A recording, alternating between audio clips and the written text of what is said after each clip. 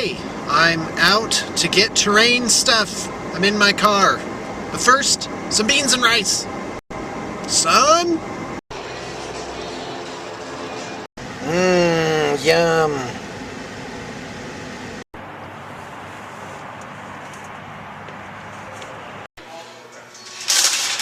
So I'm at the Home Depot. The object of the game here is to get things that might be able to be used in an unconventional manner, and I'm also going to pick up some conventional terrain making supplies. So, for example, could you take bristles and make those into foliage of some kind? For example, I'm going to pass on that idea this time. So let's take a look here. Looks like some sort of techno thing, right? But I'm not doing techno. I'm doing sort of ancient alien ruins and forest.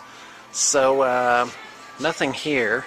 Okay, this here is an absolute must. It's called Great Stuff. It's expanding insulation foam, and looks like they got several kinds here. I don't think it really matters that much for our purposes, so we'll just go with the cheapest one. Here we go, $3.98. A couple of those ought to do it. Better get a third one for good measure. Here's an industrial strength back scratcher. Yeah, fantastic.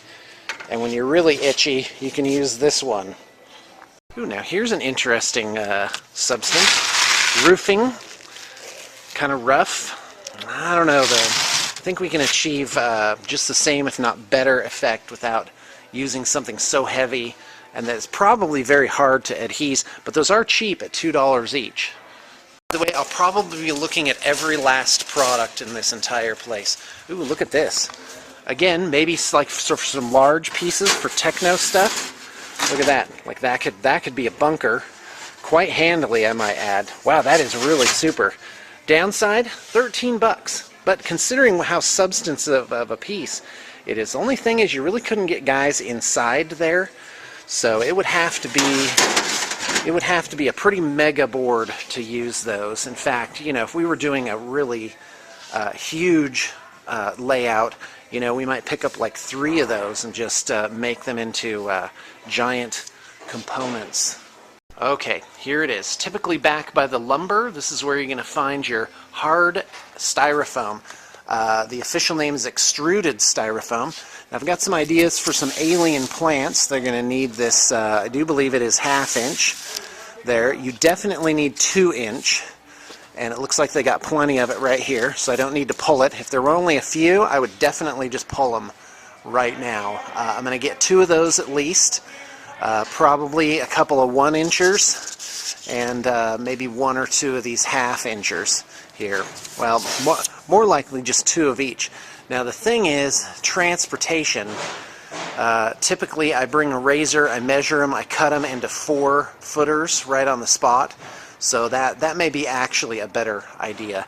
And a lot of times you can get the guys here to do the cuts for you. As you can see, they have a machine over there for it. That's what that looks like. They stand it up and just buzz it right down the middle.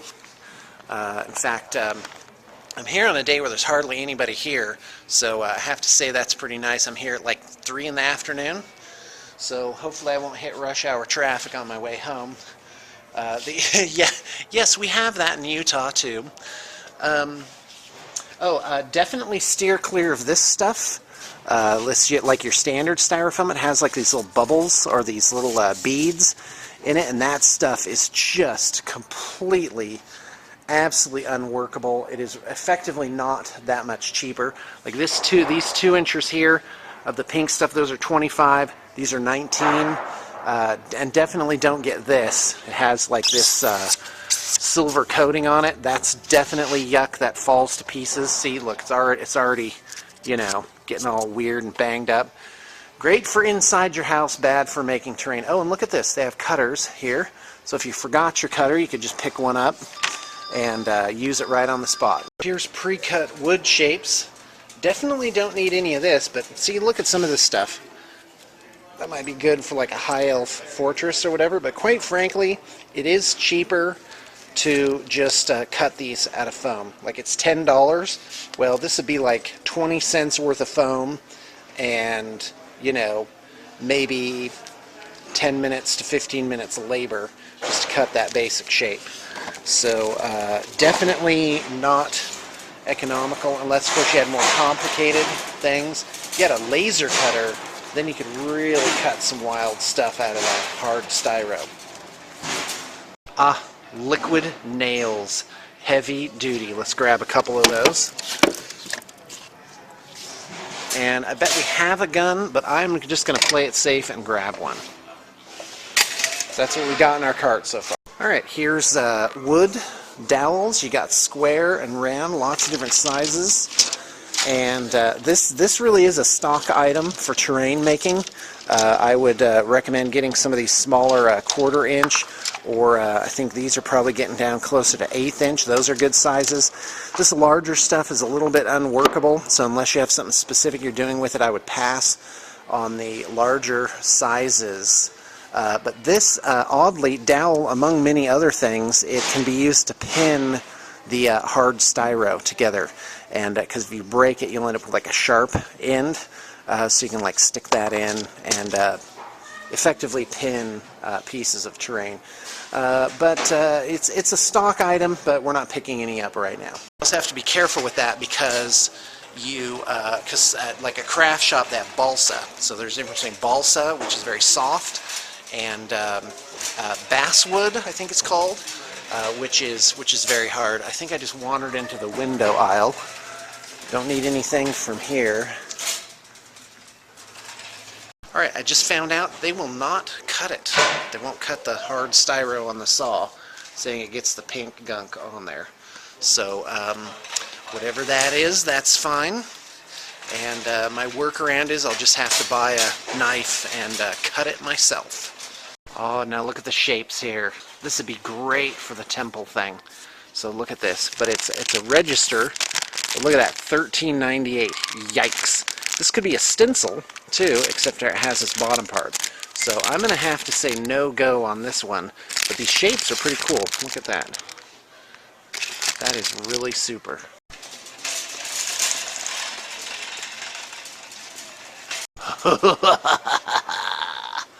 Alright, now we're into the experimental area. Check this out. Quick fire. Benzomatic. Oh yes, to burn things. Let's take a look. Oh, look at this. Here's whatever they're called, soldering irons. Those are useful. I have wanted to really put on the heat and see what happens. So, yeah, look at that. Yeah, but these are pretty spendy. Look at that, 54 bucks. Here's one for 41. So how does that work? High temperature. Guns are this way. Alright, lead on. Come on, let's go. I'm in like Bizarro Home Depot where people are rushing to help me. Hey, but I'm on the good side. I'm on the good good side. Yeah, that's awesome. Hey, thanks a lot, Brian. Yeah, no problem. You're part of history, by the way. Hey, yes. Yes. Alright, so here it is, folks. An absolute must for terrain making, as you will find out. Tons of different things you can do with this. It's set you back about 25 bucks for a heat gun. Better get two. I'm going to grab some caulk and just play around with that and see what it does. And looks like it's the same size, so we can use that in our gun. Now, some of you may recall I got one of these belt sanders. A belt sander, absolute must for terrain making. We have one at the studio. It's kind of on its last legs. I really want to pick one up today, but it is not in the budget. Maybe I can get another person. By the way, somebody came on board for my terrain making, basically bought a set, so they're going to get a duplicate of whatever I'm making for the most part. And but maybe I can get some more funding going on, because that's what business and industry is all about. Anyway, this belt sander, not so good. You really do need the flat one that goes, you know, so you can apply pressure from the top. You're not getting the control that you need with this, at least for what we're doing. I'd love, oh my gosh, I would love to have one of these. I think there's a lot that you could do with a jigsaw type thing like that in terms of cutting out unusual shapes. This right here is what you need. This is a belt disc sander. Yeah, that's it. It's $119. Absolutely an absolute must for what we do. In fact, I think at $119, I thought they were like $200. I think I am going to pick one up today and really, really go to town with that bad girl. And there she is. Fantastic. Alright, here we are at brushes now. I'm only here for the assembly part of the terrain, so no painting. I'm not picking up any house paint, which is typically what you want to base your stuff in. We have a sprayer for that. The guys recently have been using,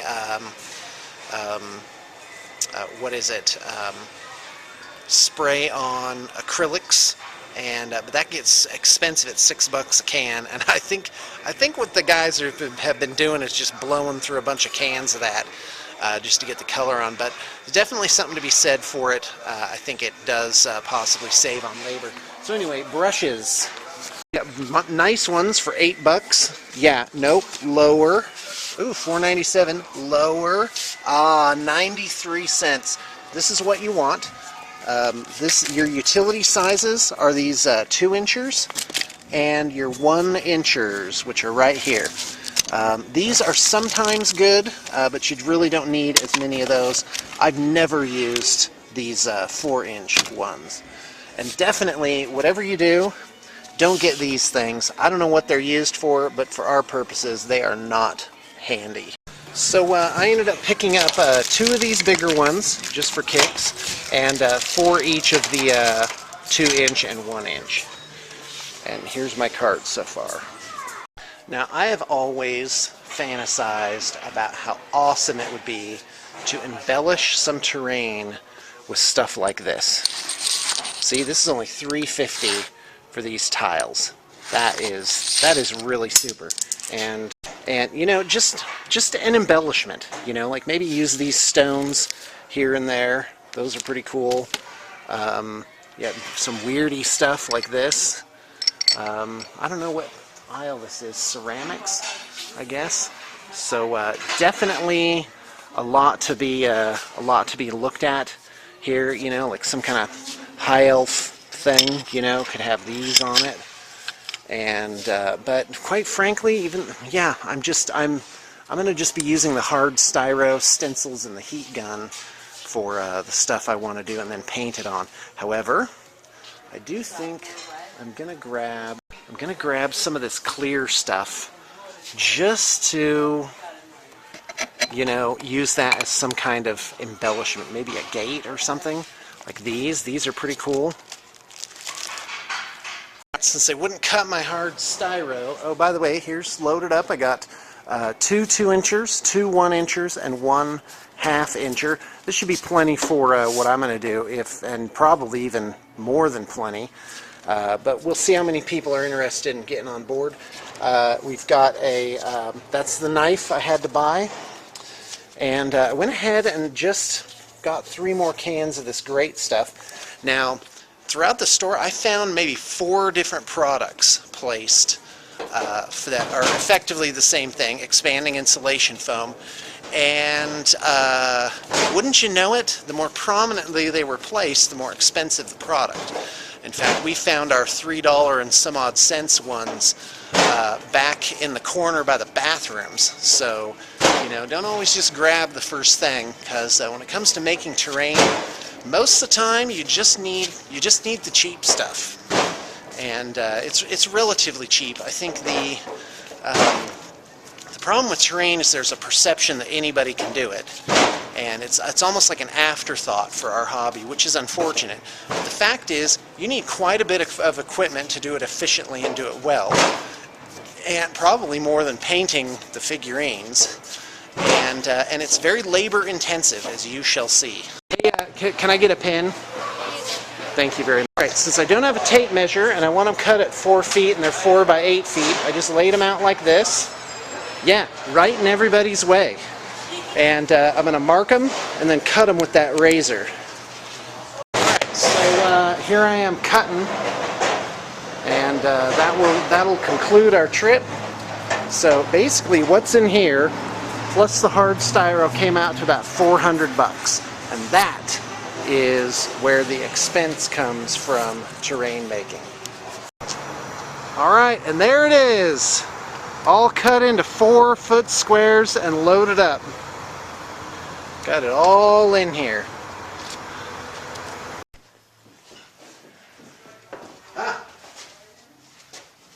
Hey guys, Shawn here. It's time to make some terrain, and I want to talk to you about basic terrain making philosophy, and also tell you about the projects I'm doing. It's a little ill lit in here. Let me see if I can get some more light in. Alright, so terrain, basically in most types of miniatures battles games, you have a 6-foot by 4-foot table. I'm not making the base table, which I make out of 2-inch hard styrofoam. We have plenty of bases out there. Also, they're very difficult to ship. I've had some people ask me, hey, can I buy this? You betcha, cover the shipping. I'm not sure how much it is. I've never really tried. I'm imagining it's not less than $100 to ship something like that. Plus, it's probably going to get a little beat up around the edges en route. Of course, we could do that. You know, we could really, box it up. But you're looking at that costs more money, which is fine. So, that's all good. So now, but a lot of games are played on a 4x4. So what I want to do is I want to make a set of science fiction terrain where you can condense it down more densely into a 4x4, but that it will comfortably do a 6x4.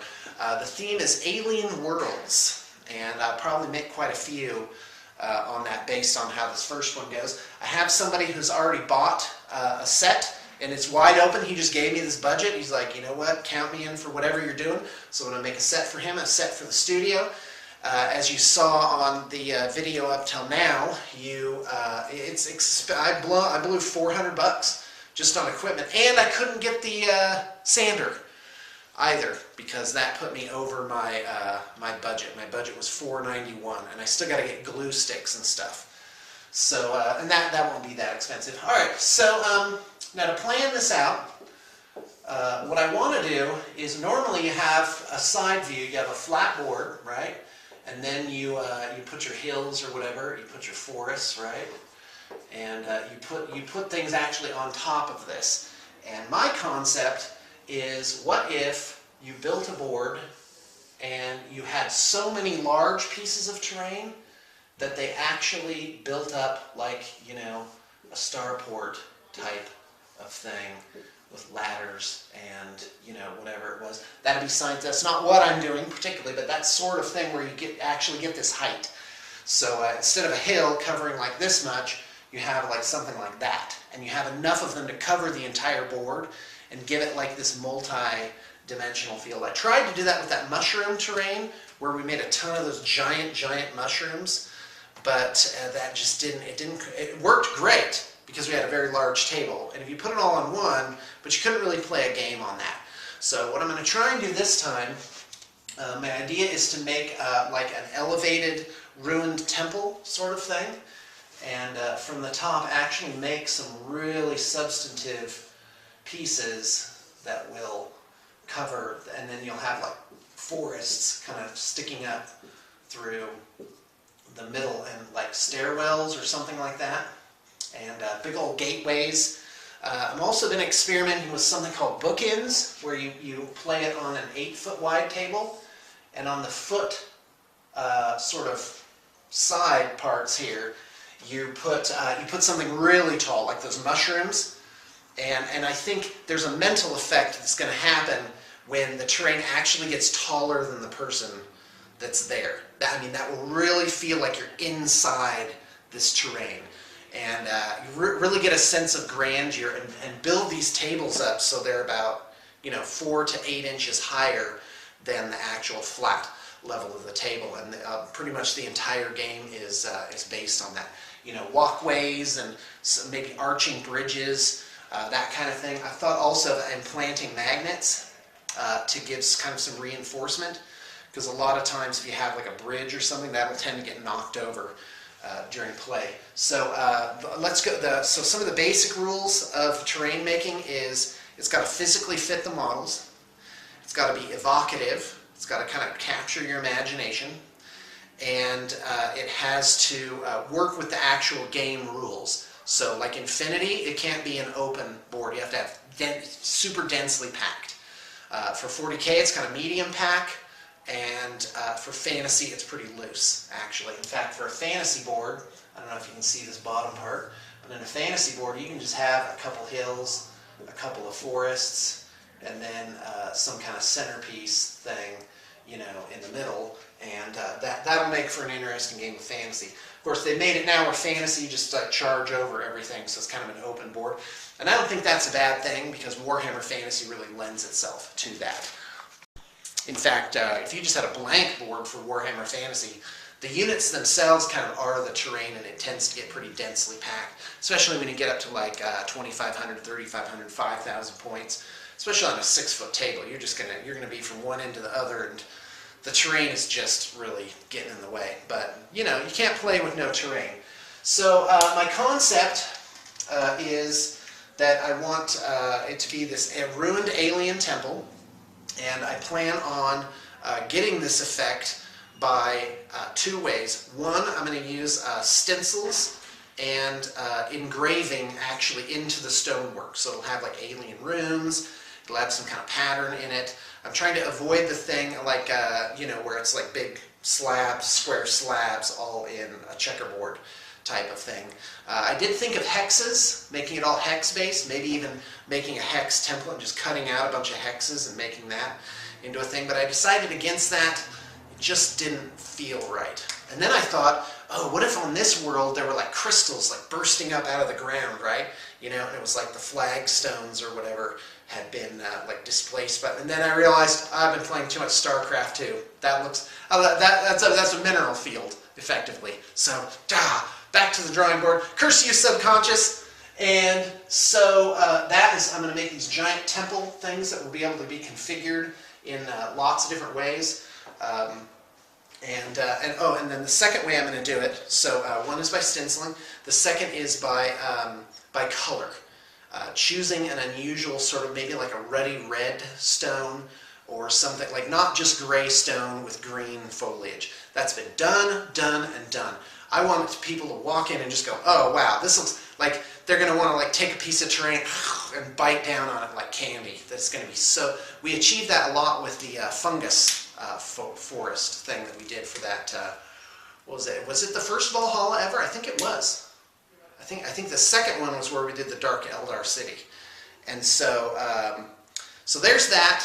I've got lots of ideas. I got some unusual equipment and materials, and I'm going to start experimenting on how to do it. So and then I'm going to do a lot of alien what is it like foliage, and try and get some height on that. Add some color to it. Make the foliage maybe like blue or like a turquoise color, maybe teal. Yeah. So, but some kind of foil to maybe this ruddy type of stone. And there was one other thing. What's the other thing? It was well, I've been very inspired by the StarCraft map sets, because those are they're very like alien looking. Oh, that was the other thing. And I'm going to do a few technological pieces like you know, sensor towers or mining rigs, something that I can put in here so will give it kind of a sci-fi feel, or I can take it all off and have a fantasy feel to it. And maybe if I play my cards right, maybe I can make it so this will all Jenga together to make one big flat board, and so you really could play Warhammer Fantasy on it, and it might pass. Well, I'm probably not going to pass anything like an elfin thing.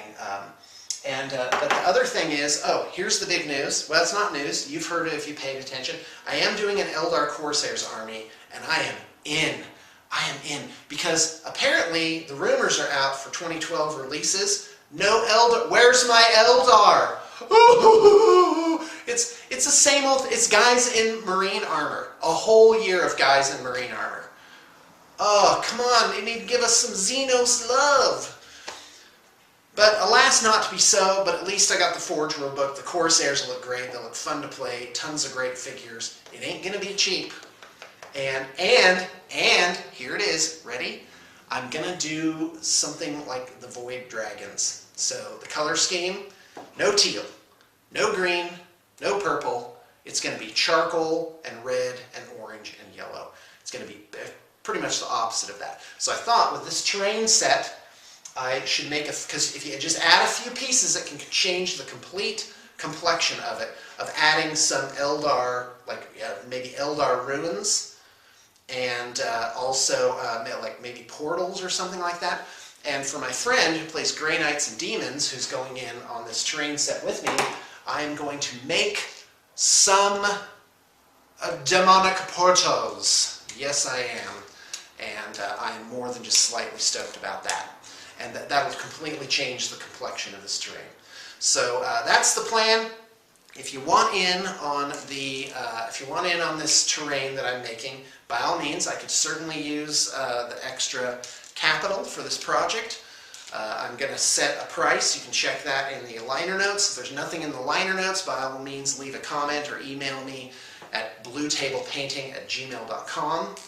And I'm going to set range, and it's really a thing where you just have to give me a budget and trust me that it's going to be awesome. Because if anything, when we're involved, we overproduce, and you will not regret it. All right, so I think that's about it.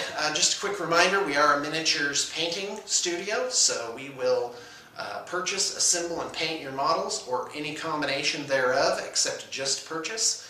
And that is what we are here for. You can send us your stuff and we'll get it done. You can even send us just an army list and we will get your army done. So that's it for Terrain with Shawn for the day. And I'll see you guys next time. No, wait, that's not my sign off. And I hope you got your inspiration for the day. Kind of like Huskies better.